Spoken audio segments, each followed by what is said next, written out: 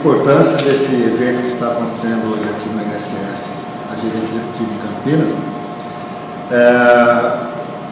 Nossa cidade, a nossa gerência é a primeira a nível Brasil que está tomando as primeiras medidas em relação à questão da violência de gênero. A importância do INSS nesse trabalho é que ele vai fazer a acolhida,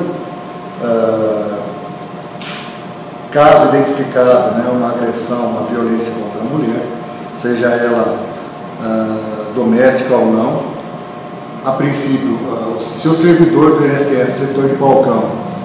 ou o médico perito, numa eventual perícia, identificar que houve a violência contra a mulher, ele vai estar encaminhando essa pessoa, a agredida,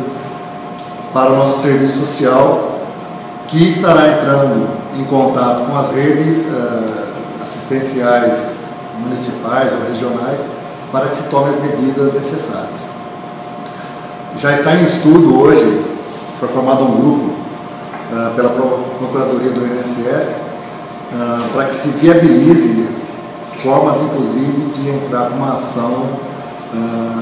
contra o agressor para ressarcimento de eventuais gastos que a Previdência tenha